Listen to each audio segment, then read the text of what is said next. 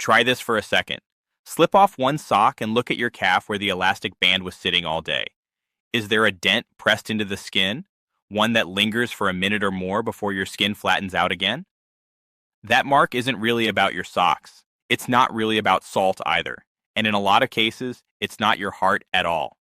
What you're seeing is a sign that a second circulation system in your body has slowed way down, one most people have never even heard explained.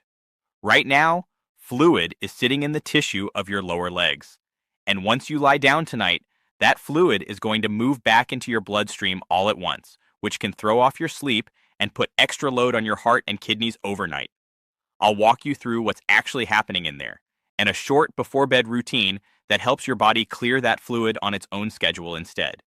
If you find this helpful, subscribe to Dr. Adam channel, as each new subscriber helps more people find videos like this one. You get home, kick off your shoes, and notice your ankles look puffier than they did this morning. Your calves feel tight. Maybe a ring won't slide off as easily anymore.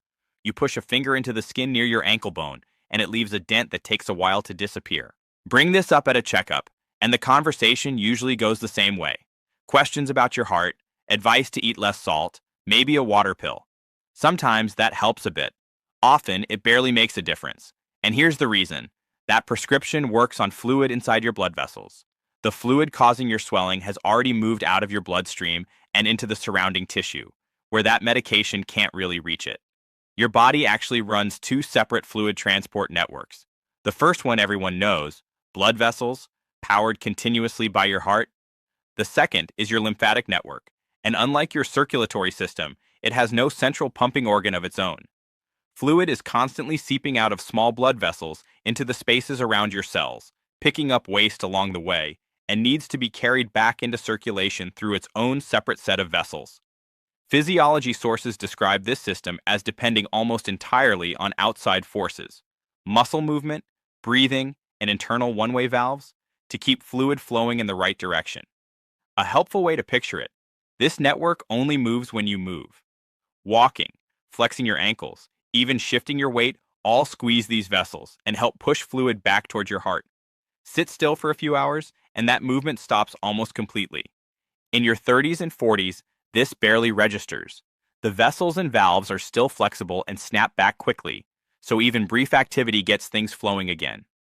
Past 60, those vessels and valves start to stiffen and lose some efficiency, and the tissue around your ankles becomes less elastic too. Fluid keeps seeping out at the same rate, but it's no longer being cleared as fast, so it builds up.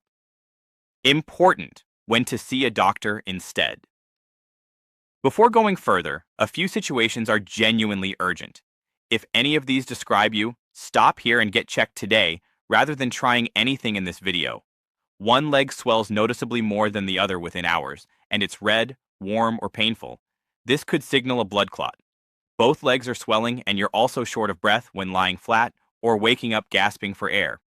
This points toward a heart issue that needs prompt medical attention. You're swelling and you've gained 4 to 5 pounds in a week, and your urine looks foamy. This combination can mean your kidneys are losing protein and warrants blood work soon.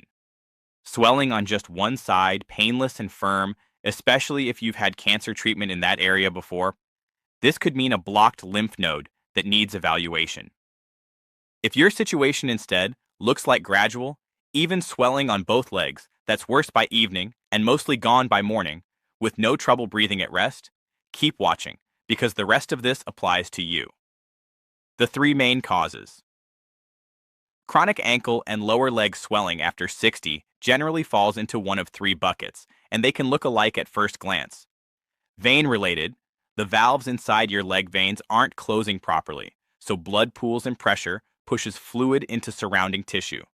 Often paired with visible varicose veins, a brownish patch of skin above the ankle, and swelling that's clearly worse after a day on your feet. Lymph-related: the focus here. The swelling is soft and leaves a dent when pressed, and tends to affect the top of the foot as well as the ankle. Over years, the skin on top of the foot can thicken to the point where you can no longer pinch it between 2 fingers, sometimes called a positive stemmer sign, and clinical sources describe it as a fairly reliable, though not perfect, indicator of lymphatic congestion. Heart or kidney-related: swelling on both sides that builds through the day, but paired with other symptoms: breathlessness, frequent nighttime bathroom trips, ongoing fatigue, or rapid weight gain. That combination calls for a medical evaluation, not a home routine. If your swelling is steady, symmetric, and isn't accompanied by those other symptoms, the lymph-related pattern is the most likely explanation. A short example. Consider someone I'll call Margaret, 68, retired, who'd noticed her ankles getting thicker by evening for about 2 years, eventually needing wider shoes.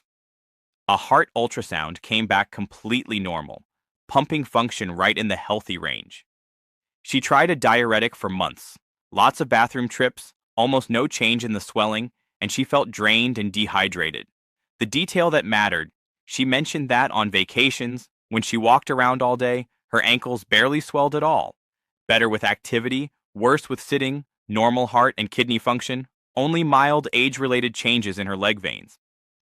That combination points squarely at sluggish lymph drainage, something a pill aimed at the bloodstream was never going to fix because the fluid wasn't in her bloodstream to begin with. Here's roughly what a day looks like in that situation.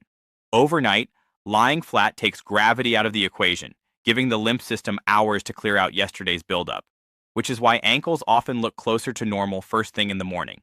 Then comes a day of sitting: breakfast table, car, desk, lunch, more sitting, and fluid slowly accumulates in the lower legs the whole time, mostly unnoticed.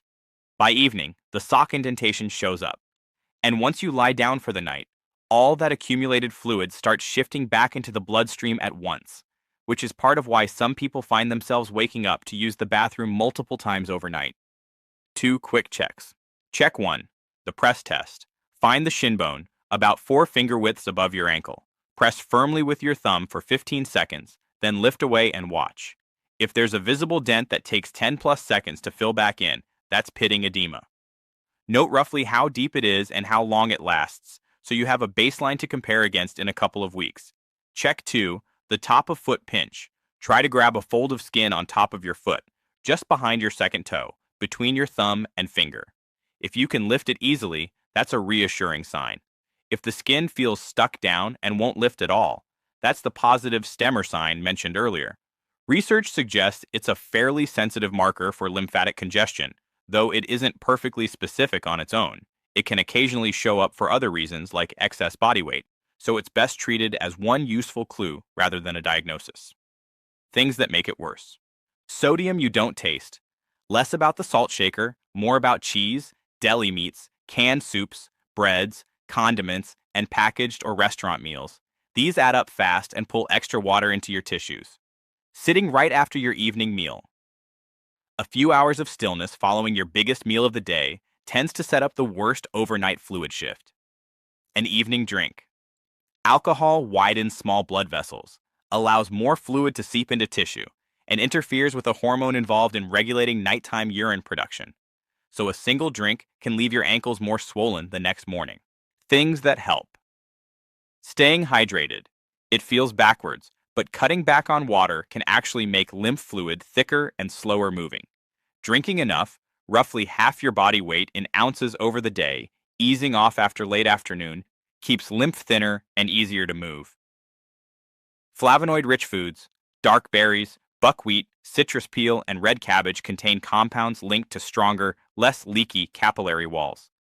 Enough protein, low blood albumin, a protein that helps keep fluid inside your blood vessels, is a documented contributor to tissue swelling, and it's more common in older adults than people realize, often from simply not eating enough protein day to day. 2 servings daily of eggs, fish, chicken, lentils, or cottage cheese supports healthy albumin levels. If you're concerned this might apply to you, a basic blood test can check. Magnesium-rich foods, pumpkin seeds, leafy greens, and almonds support the muscle tone of vessel walls, including lymphatic ones. The evening routine. First thing in the morning, before getting out of bed, 30 slow ankle pumps, toes pointed down, then flexed back toward you. About 45 seconds. This gets lymph flow going again after a night of stillness, before gravity starts working against you.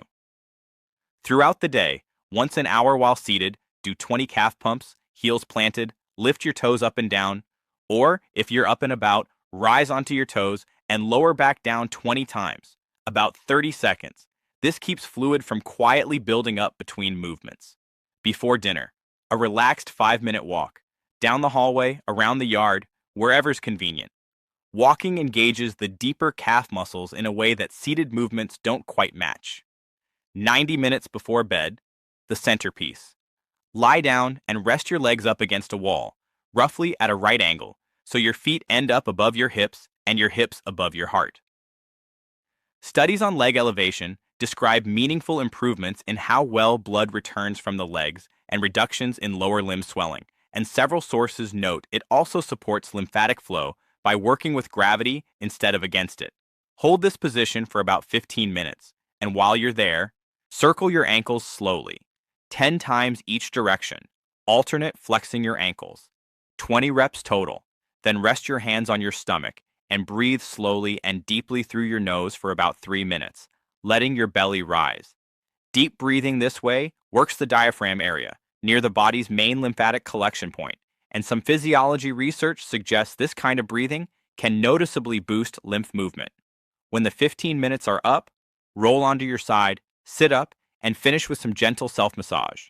Using flat fingers, stroke upward from ankle to knee, always toward your heart, never downward, about 10 strokes per leg.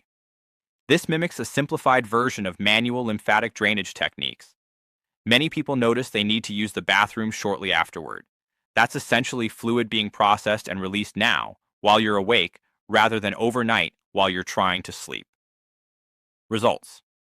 After a few weeks of this routine, people often notice the sock marks fading by morning within the first week, fewer nighttime bathroom trips by the second week, and by the third week, evening ankle size starting to match morning ankle size. None of this requires new medication or a different heart test result. It's about giving the lymphatic system a chance to do its work at a time that fits better with how you sleep. Tonight, try this. Do the press test now and make a mental note of the result. Tomorrow, pick one hidden sodium food you eat often and skip it for 2 weeks. Take that 5-minute walk before dinner. 90 minutes before bed. Legs up the wall for 15 minutes, with 3 minutes of belly breathing, finishing with 10 upward strokes per calf. Tomorrow morning, do the 30 ankle pumps before you get out of bed. After 2 weeks, repeat the press test and see what's changed. Let me know in the comments how old you are and where you're watching from.